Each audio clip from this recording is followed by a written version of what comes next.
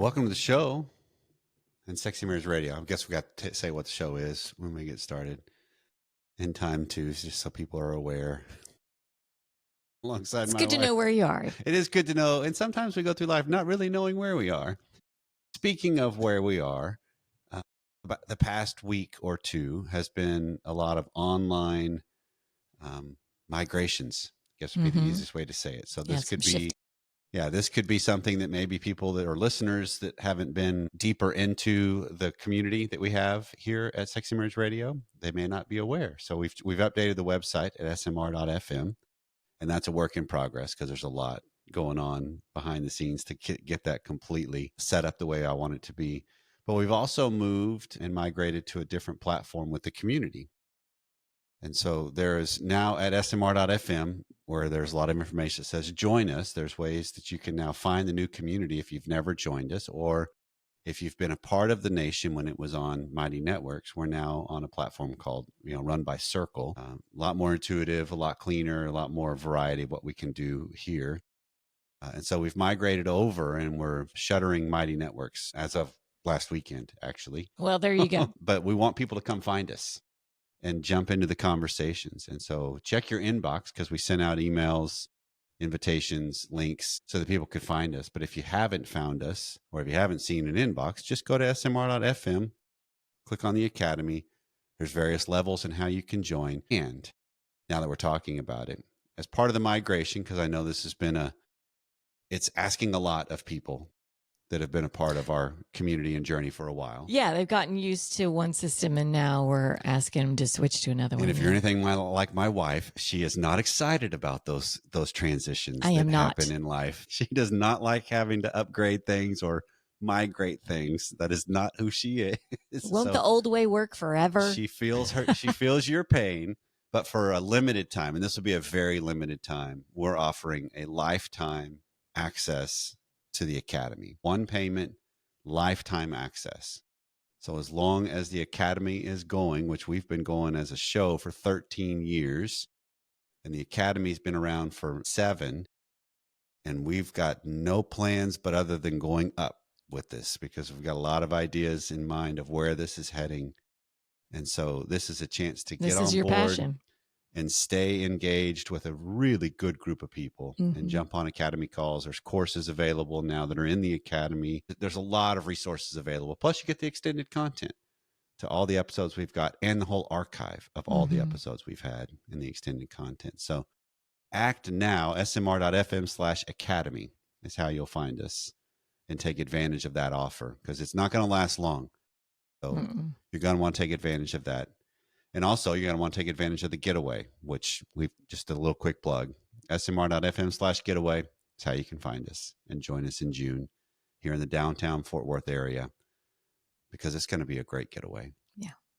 Well, coming up today on the regular version, we're going to dive into the world of masturbation and marriage. Okay. Something I was trying to think through. I didn't actually go look on, is there a full show dedicated to this? I know we've talked about the subject a lot. We've talked about it at various times in various aspects. Lots of emailers calling in. It's usually surrounded around porn or something like that, but that's not necessarily where you're going with it today. No, right? In the regular version, we're going to talk about, is it harmful? Could it be helpful? Is it biblical? Is it not? What are some things we need to be aware of? And then the extended content, which is deeper, longer, and there's no ads, you can subscribe at smr.fm/academy. And again, right now you can act and get the lifetime access. We're going to get into, I guess the easiest way to describe it is, and I don't know how this will land with you, because this is going to be kind of my clinician brain and podcast host brain that's going to go with this one on what are some non-traditional ways to look at the aspect of masturbation. Okay. And maybe even utilize it. Okay. And we'll see where that one lands in the extended content. Question mark, question mark, question mark in my head. Okay. All that's coming up right after this. So let's just dive right in because this is a subject. Anytime somebody hears the word masturbation, it elicits a lot of initial reactions in people usually. Yeah, my gut would be that typically it's not a positive reaction. Okay. for a lot. That's just my gut that's just my gut. Well, and that's because this is one of those things that there is a lot of misinformation myths from way, way back. And I'm not talking about on a Christian or biblical framework yet. I'm just talking about the way society has handled this topic. Yeah, absolutely. I'm just thinking of my history of misinformation or beliefs or whatever it may be. And so to jump into this conversation, let's kind of look at some of the different ways we might normally react to this. And I'm not asking you to be the voice of the entire audience No. with this. So if the listeners that are listening today, what's your initial reaction? I just want you to kind of, everybody, as we're going through this, have an objective point of view of yourself as you're hearing these phrases and see what it elicits in your mind. What's your initial reaction to it? Okay. So Sure. this is a good way to start our dialogue. So if you hear the idea of masturbation is not unnatural. It's not unnatural. It's not unnatural. It's a natural, normal, healthy thing is what can be thought about. It's an aspect of life. How do people react to that? Are you asking me to answer? I'm not. Okay. These are just Okay. some of the different things that have come across. It's not going to make you go blind. Fair. Or, okay. or create hairy palms. Okay. Those are phrases that have been out there in the history of our society. Okay. It does not cause acne or cancer. And in fact, ejaculating more frequently, whether through intercourse or through masturbation, can actually reduces prostate cancer risk. That's something that's been discovered in the last 10 years. Okay. Because it massages the muscles that are involved with the whole process of ejaculation. It does not reduce penis size or lead to sexual dysfunction or infertility issues. Well, back up. Here we Does go. not lead to sexual dysfunction. We've had conversations that it does affect how, like penovaginal, right? Because a vagina cannot equal. It doesn't have the strength of a hand. The force of a hand. Correct. And so right. That you are being a great example of what we're wanting to try to dive into on our initial reactions. How do we at least become more aware of them? Because a lot of times, let me jump ahead real quick. Okay. A lot of times what happens when we think about this subject is we have a stake in the ground reaction to something like this, that a lot of aspects of life, and for sure our sexuality and sex lives, have both sides of the coin actually present and true. I would agree. There's aspects of it that, yep, that's good. It's healthy. It's okay. And then there's aspects of it, there's pitfalls, there's struggle. It's not good. And so where you're landing on is accurate, that yes, it can lead to dysfunction depending on what's around it. Okay. But you're saying some say it has no effect on anything. Right. Sexually. Right. Okay. So it's because there's an element of, I've had clients that masturbate every single day, maybe. I don't know the history of everything, but in that current season, yes, no problem with their sexual function even, right? And so, but it's just realizing we get so reactive. So it gets reported to you anyway. Good point. But we'll get reactive to something, and then we put that as fact, and we don't then go a little bit further and explore. Okay. And that's what I really want to do with the regular version, is how do we at least solidify our beliefs, not just through our initial reactions, okay, but also have a little bit of courage to wander a little deeper and see, what do I really believe? What do I really think? It doesn't cause mental illness. This is one of those from way back in the DSM, and when the psychological field was really taboo on all the sexual, which is kind of odd. Okay. So there was thought that it would cause it would cause mental illness. It would cause you to change your sexuality. It's not self-abuse. You know, there's elements of all of these phrases have been used. And then it does not turn you into a pervert. And granted, we're talking about relativity here of what degrees in the whole thing, but just the subject in and of itself, I want to at least start the conversation that way, because there's actually research that shows it has some benefits to it. It has some things that are positive and helpful for people in general. Right. Are you going to dive into that? Okay. That's where I'm going. Yeah. And like there's a hesitation. I'm like, I didn't know if you had something you wanted to jump in real quick. I don't. I want to hear. Okay. So one is, we already talked about that for men, and the massaging of the prostate through the ejaculation, it can help reduce cancer and prostate cancer. But that's not just through masturbation. It also can increase an improved sense of sexual wellness. You can feel better about yourself when you understand yourself more. Because this is where I have found the biggest gap, if you will, in people's willingness to talk about this subject is, I don't want to know myself in that way. Is it that I don't want to, or I'm just scared of it? And I think that this is the area where I think I've come around on the idea of this topic, because I'll admit, historically, I'm someone that was very reactionary to this topic. I don't want to talk about it. I don't think it's right. Because I always associated it with pornography and things that were not necessarily from a pure state of mind. Right. Totally understand that.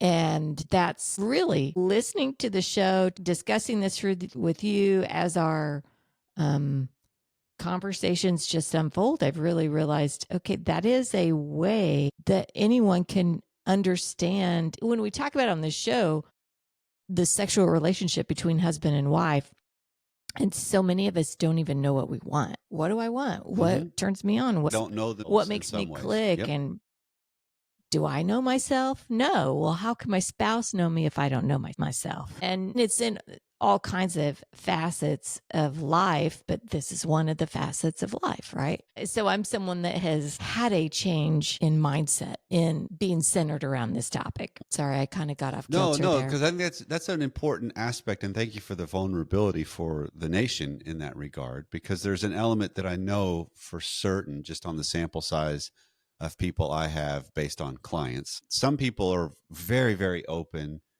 and talkative about it if the sessions may go there, or if a question may comes up, because some of the training I've done, and this is what we'll be doing some in the extended content, the training I've done with Schnarch, he uses the aspects of masturbation as a window into people in a therapeutic context, right? It's not a voyeuristic aspect at all. Yeah. It's a insight into an inner mental world and dynamic and spirit of a person. And you can see who they are. Because even just back to the question we started with of what's your initial reaction to these phrases we were going through? Your inner mental world is that reaction. And that then dictates how you conduct yourself externally, right? Because if I am shunning something, reacting to it, scared of it, judgmental about it, condemning of it, that is going to come out on any aspect, on any topic, rather than, can I still hold my ground and have room for somebody else to hold theirs? And it doesn't have to turn into World War III. We have to agree. Granted, when we don't agree on big things, you've got problems in your marriage that you're going to have to face, but that's marriage. We don't agree on things. We have reactions to things. The point is, can we recover from them and then keep navigating through them? Well, and how do I tone my reactions? Are my reactions valid, or am I over the top on them? Which has historically been my scenario. Yeah, just the knee-jerk reactions that then leave impact, and then I have to go back and apologize for it because I overreacted. Right. And so with this subject in particular, this is really more about self-discovery, self-knowledge, self-confidence, self-empowering is kind of the way I want to go at it. Yeah, it's not, and I guess it's not like you can't know yourself without masturbation. Absolutely, you can. That does not have to be there. Yeah, we're not taking a stance of you need to do this, or you should be, or you shouldn't be. I mean, if you guys have been around Sexy Marriage Radio on any length of time, we try to come at it not as a moral compass necessarily for people, but to frame it so that people can create their own compass as it pertains to their situation, their values, their character, their dynamic. Yeah, it's just another topic to evaluate. Why do I believe the way I believe? Right. And so based on the fact that a majority of our audience over the history of Sexy Marriage Radio has had a Christian ethos Mm-hmm. associated with them. What does the Bible actually say about this subject? That has to be at least brought into the conversation, because this will fit and ring true for a lot of people, because we jump to these conclusions of, no, you can't do that because it says so here, here, or here. But on this topic in particular, Mm-hmm. the Bible says nothing about it. And I guess at one point I thought it did, right? Because you got there's two instances. Don't spill your seed. Yeah, there's two instances where it can be inferred.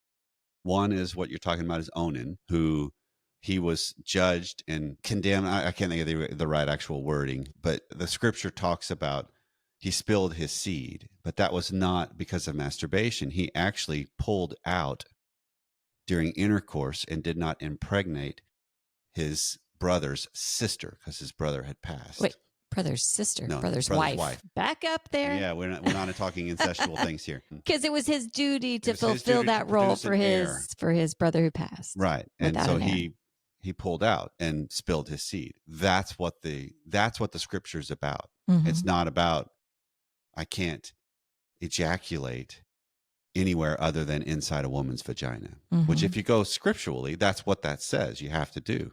So we can't do anything else that involves ejaculation as for a man anywhere other than in a vagina. So if we want to follow it the way that talks about, that's what they're talking about, but that's not the intent. It's not at all what the scripture is referring. And then the other one that can be inferred is when people talk about, they will lump this topic of masturbation into the idea of sexual immorality, even though it's not explicitly discussed with this terminology or the wording, but they will lump it in because it can be a denying yourself for your spouse. It can be, because this is where sometimes it becomes harmful of, I turn and just use masturbation and it's a detriment to our sex life. Yeah. I'm not interested in sex with my spouse because I've already done this myself. Yeah. So it's important to recognize that, since I think God has a plan for us to be in relationship and sex is designed for relationship, we need to be mindful to not deprive our relationship, which masturbation can do that. And so, to quote, I guess, or paraphrase the words of Paul, it can be permissible, but it's not always beneficial in marriage and in life. Because yes, we can get to where it becomes a harmful thing. And so what are the things that can make it harmful, you ask, Pam? Yeah, what are the things that make up harmful, Dr. Allen? So we talked about some of the different things earlier where there's physical problems, there's blindness, impotence. I'm sorry, blindness? Yeah, if you masturbate too much, you'll go blind. That was a myth that was out there. I mentioned it earlier. I heard that. I thought you were just now saying that could actually happen. No. Okay. I was like, what? So other people were probably confused too. Maybe so. Okay, so that you're not saying that that'll happen. Right. But so, yeah, these are some of the things that can be harmful, but the bigger ones to me are, wow, I'm stumbling all over it. These are some of the things that were proposed that would be harmful way back. It's not actually, but what actually can be harmful in the aspect of masturbation as it pertains to married life is it secret? That's the biggest issue to me. And it's not that I have to constantly be wide open book, because I can also go further on the other extreme and weaponize it. I've had clients that have done this. Yeah. And I think it's worth noting because, do you explain a little bit about how it can be weaponized? Yes. Because I think it's worth painting a verbal picture. This is in the dynamic that happens between the higher desire and lower desire. And in this aspect, there was a husband that was the higher desire and was frustrated because his wife was not on board at all with the amount of times and frequency he wanted to have sex. So he would turn to masturbation and leave signs that he had. Like a towel, something like that. Or lube or something out. And this happens on the other side of the equation too, where I have had a couple where she left the vibrator out from where it normally would be, as signals of, yeah, I took care of that myself. And that was also signals of, I'm not interested tonight. And so there's an element of, okay, that at least bears looking deeper into. Those things are just mean. Yeah. It Just me. is. But it's recognizing there's a dynamic at play on how we approach this topic that matters. It really, really matters. On what am I saying with this? How am I conducting myself? Because it says everything we do speaks and everything we don't do speaks. And so it's harmful when I keep it secret. And then it's also harmful in what we've talked about of what surrounds it. Pornography, fantasies that are way, way out there. So it's just this element of, okay, looking at this aspect of my life, I need to look at what surrounds it, not just the act itself. I need to break it all down to come into an understanding of, okay, where could this actually be helpful? Because there can be benefit that it's maybe sex isn't possible because of distance between us, right? You're traveling, I'm traveling, and we want to connect, or I want to have a little time. How are you? Because I can hear a lot of people listening saying, well, you want to connect, but you're not together, right? So you can do it via, you can sext, you can be on a FaceTime call, you can talk to each other. You could explain, hey, I'm really missing you. And I had a great experience with you. I had a great sexual encounter with you in my mind last night, and it's just, so it's kind of more out in the open, and it's still something that is relationally leaning, not just isolating. Gotcha. And that's one of the big dynamics too on the secret of, is it tending towards the relationship, or is it something I am just holding myself? And that's an important distinction, because it can be something that can increase a dynamic between husband and wife, which then lends itself to the whole concept of this topic of masturbation in marriage. I believe it becomes healthy or healthier when you're able to actually talk about it. It doesn't matter if you do it or not, but you're actually able to talk about it with each other, because it's an intimate thing. It's a very self-intimate thing that can be covered with shame. It can be covered with guilt. It can be covered with judgment from your, like you were saying earlier, on just your vulnerability of like, this is something I've not ever really wanted to even discuss. Yeah. Because us having this conversation 25 years ago, it wouldn't have happened. It wouldn't happen. But you also would not have been on the show, nor would I have started one. So, because there's no way there was maturity enough to talk through some of the topics that are required to really get an understanding and then choose for something or steer for something better. And that's what I want to really try to get across with this episode, is the importance of, do I have the willingness and the courage to do the self-examining about this topic, to really come to grips with, what do I really believe?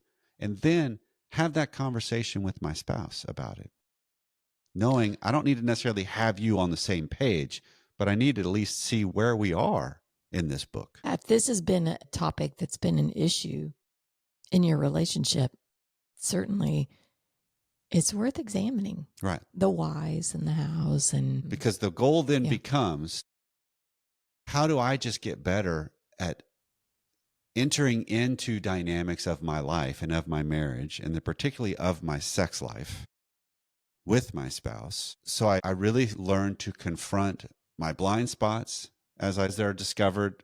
I really wrestle with them better and see it as, okay, because every reaction I have teaches something to my spouse. You overreact to something, it's very unlikely that in time your spouse will just stop bringing that up. They're not going to bring it up. They're not going to, and that's where they then are left with, I go dark with this, and I'm not trying to be causality here, just talking about how it happens. Yeah. That I go dark with this, or I have to continue to figure out how to be courageous enough to keep bringing it back up.